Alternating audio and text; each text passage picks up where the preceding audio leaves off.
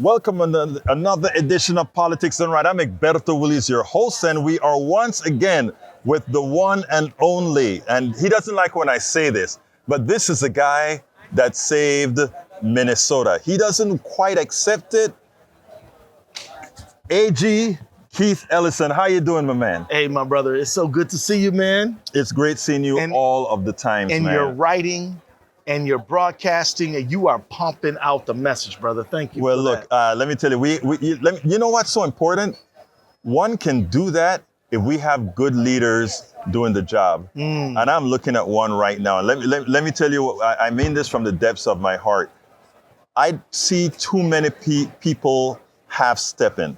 And the one thing I have yet to see you do is half-step, brother. We just do full steps around here. There you go. So look, since the last time that we've spoken, tell me what is on your mind. A lot of people are concerned about the state of the country. We know that we are, when the last time we spoke, we said we were approaching autocracy. Yeah. I can say today we are in an autocracy. We are in the beginning stages of an autocratic regime. Mm-hmm. So there's my job that I do every day, no matter what, and that is to help people afford their lives, fight for fair wages, holding people accountable who pollute and steal workers' wages and mistreat tenants and do price gouging on people's basic commodities that they need. The Attorney General's office is a consumer protection office, and I spend a lot of time doing that. Tenants, workers, ordinary consumers, small business people, we do that. But since Trump is in office, I've spent a lot of time holding the federal government to account for its illegal conduct. Starting out with, say, for example, birthright citizenship. Mm-hmm. I mean, they come out the gate trying to violate the Constitution, brother. Right. Come out the gate trying to violate the Constitution. Then after that, they try to freeze $3 trillion in federally appropriated money. Then they try to freeze the National Institute of Health, which is trying to find cures for multiple sclerosis, cancer. They just say, we're freezing that. Mm-hmm. You know, if you got ALS, if your uncle got, some incurable disease, Trump doesn't give a crap about that. So he's trying to take the money. Then moves on to trying to say schools can't have their money unless they get rid of diversity, equity, and inclusion. Mm-hmm. Then moving on. So every day we're fighting this guy, tooth and nail. We have over 30 cases that me and my fellow Democratic Attorney Generals have filed, and that takes up a lot of time. But there have been about 200 cases total. So like the civil rights community, ACLU, NAACP, MALDAF, LULAC, these groups are suing as well. Right. So altogether, there's over like 200 of them, but us AGs have done about 33, or maybe more than that. So that's kind of what I've been doing. I'm full of fire. I'm full of fight. I'm not tired. We can keep doing this. I tell you something. What I like. No estoy cansado. No estás cansado. Absolutely. Let me tell you what I love with what you just said. I asked you a question. I asked about what you're doing. The first thing you came out to me, you told me what you were going to do to materially affect the lives of the people you serve. That's right. Okay, we can talk about autocracy, we can talk about democracy, we can talk about all those issues. Yes, but we have to put bread and potatoes and a job on everybody's. And I like that you address that. Why is it that we have so many in some parties that are unable or unwilling to hit the gate running with that type of a messaging? Well, let me say I can't speak for everybody, but I tell you one thing that helps me. Yes. Staying in touch with the people. We do community meetings all the time. We are in touch with our constituents. We are going, so I tell you this, in the state of Minnesota, I was at Farm Fest earlier this week, talking to people who are trying to run, their farms to survive in this tough environment, particularly when there's retaliatory tariffs. They can't sell to China like they used to. They can't sell to other places like they used to because of this insanity Trump is pushing out there. So we're listening to them. We're shut up, listen up. And then the other thing we do is, we're talking to people about, we're doing community meetings and people are telling us about the price of insulin or whatever it is. Then we don't stop there. Democratic AGs have been doing a nationwide tour. Mm-hmm. We started out in Phoenix, Arizona. There is a wonderful Attorney General named Chris Mays. She is a star. And she invited about 4 or 5 AGs to come be with her. Then I invited my colleagues to join me in North St. Paul, Minnesota. Then Beautiful city. Beautiful town. We had Tish James there. We had Matt Plotkin there. We had a real awesome group there. We had Kwame Raoul there. Yeah. And then we went. They had one in Denver that I couldn't go to. They had another one in Oregon I couldn't go to. But then we did one in the city of New York, in White Plains, New York. You know, so we had a great turnout there. So we're not just staying in our own state. We're touring the nation, hearing from people how they're impacted by Trump's illegal conduct. People saying, I'm pregnant, I'm about to have a baby here. Will my child have the benefit of American citizenship or not? You know, having people tell us when they cut off National Institute of Health funding research, you know, my dad has ALS, my mom has multiple sclerosis. We think there are cures, but if you don't look for them, you ain't never gonna find them. What about that? So this is what we're dealing with. Real pragmatic things. I think for anybody who's interested in impacting the political situation, you have to listen more than you talk. And if you do that, you're never gonna find yourself getting pie in the sky and way out there on some theoretical concept. Everything you do is gonna be tied to a person being negatively impacted by either corporate abuses or the federal government nowadays.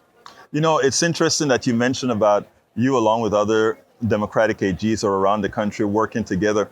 It shows how essential that is, because if we take note, what Texas is doing, in as much as it's in Texas, it affects the entire country. The whole country. And therefore, unless we have other AGs like yourself getting together to protect that, what I call that which is moral, then we're, you know, it puts the country at risk. De verdad. Very true, brother. So let me just say, this thing, so we got to think locally. Everything happens somewhere. Everything has a local impact, but it may have as you said, it may resonate throughout the entire country. Right. So they're trying to do a mid-decennial redistricting, which is unorthodox and it's wrong, and they're doing it for the worst of reasons. Their motivation is simply to suppress the vote of some and enhance the vote of others. And you know, we've got to be fighting this, because I love how you put it in moral terms. It is a moral issue. It is a matter of right and it is a matter of wrong. And so we've got to fight it. But, you know, it's the mixture of communicators like yourself, litigating people like me, but mostly it's the community organizer out there, pulling people, giving people hope, telling people things can get better if we just don't give up. This question is going to be sensitive, and feel free not to answer it. Right now, we have Mandami that has won decisively in New York. Yeah. Decisively. And not only that, he won decisively. He didn't inch back. He didn't inch by. He made it. He won big. He did it with a message similar to how you started our conversation. Sure. Okay? It's the same message that we heard when we were both in Pittsburgh, when we were both in these other places. Same message. It's okay. It's okay. Same message. Okay? Affording your life. Exactly. Now, we have leaders, and again, please feel free not to answer. No, brother, we're going to go there. This is an important question that needs a direct, candid answer. Okay, we have leaders of the party. Right. Who are refusing to accept the will of the people. The will of the people were, irrespective of what moniker you want to address Mandani as, that is who the people said is our representative. Shouldn't we hold those two leaders, the leader of the Senate and the leader of the House, accountable? Shouldn't we hold the local New York officials accountable for not supporting this person? Well, here's what I mean this sincerely. I'm not dodging, and I'm not trying to be political. Look, support whoever you want, but understand the consequences. Right. Mamdani won because he zeroed in on affordability. Right. He zeroed in on the fact that for the last 40 or 50 years, life has become unaffordable because of corporate greed, Right. monopoly, oligopoly, because big giant companies driving up the rents, stagnating the wages, increasing the price of groceries, non-enforcement of things that could make our lives more affordable. And he won because he zeroed in on that phenomenon. Are they saying that they don't get the affordability crisis going on in America? Are they saying that they don't get it? You know who gets the affordability crisis? This may surprise you.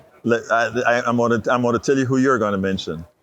You're going to probably mention the president. I am. Trump is a liar and he never says anything that's true, but he's savvy enough to know that if you want to win, you better talk about affordability. You know, it's amazing. I've written so many articles about the triangulation of Trump and how he uses it to really get the people that would normally vote the Democratic Party. Right. Because Trump is, people like to think Trump is dumb. Trump is not dumb. If you think Trump is dumb, you are missing something. He's very clever and he has a talent for smelling out people's anxieties and concerns. Right. And Trump said this. This is when he was Trump won. He got up in a debate stage with a bunch of right-wing Republicans and said, "I'm the only Republican up here who's not going to take away your Social Security." Remember he said that? Yes. So he said that. He knew Republican voters, they don't want to lose their Social Security.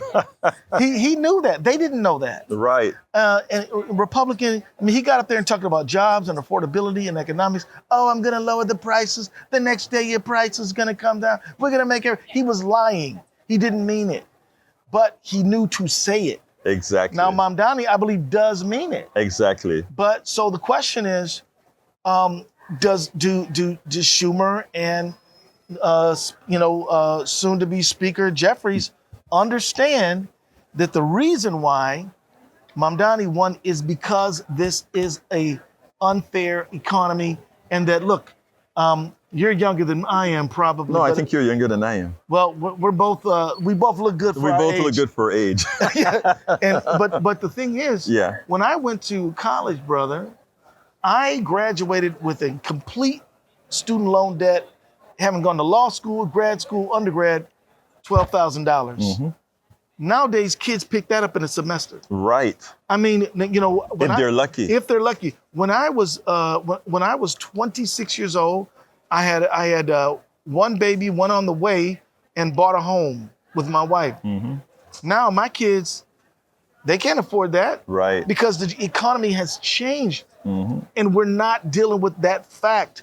So if Democratic leadership will not squarely address the fact that we haven't increased the minimum wage in 12 years, we've allowed all these companies to consolidate, get monopoly power, drive up prices, everything from internet to beef to hotel rooms, then of course they're the ones who are going to be left out, not Mamdani. Mamdani is on point. They need to catch up and figure out what he's talking about. And instead of saying, well, we don't know if we support him, you better figure out how he won. Exactly. How did he beat a Cuomo, a political dynasty in New York? A Cuomo, a Adams, and everybody else. And now in the polls, he's above 50%, which means they can't beat him. Which means it. And so they're going to lose. And so what are they going to do? Be fighting with the guy who was wise enough to understand what New Yorkers need? So rather than say those guys are good or bad, or whatever should happen to them, they will, no matter what I say, deal with the political consequences of ignoring the will of New Yorkers. That's what's going to happen. And that's worse than me saying something about them. Exactly right. My thing is, how can you not understand what is right in front of your nose? Right. People who were born and raised in Brooklyn cannot afford to live there. Yeah. They can't afford groceries there. People born and raised in LA cannot afford to live there. I mean, we have an affordability crisis which is driven by monopoly and oligopoly and the consolidation, and these oligopolies get all this extra money, and then they go buy members of Congress so that members of Congress will do what they're bidding, cut taxes and deregulate, and maybe do nothing. Maybe just not let anything good happen. Maybe make sure that we really can't negotiate drug prices. We just, all this stuff.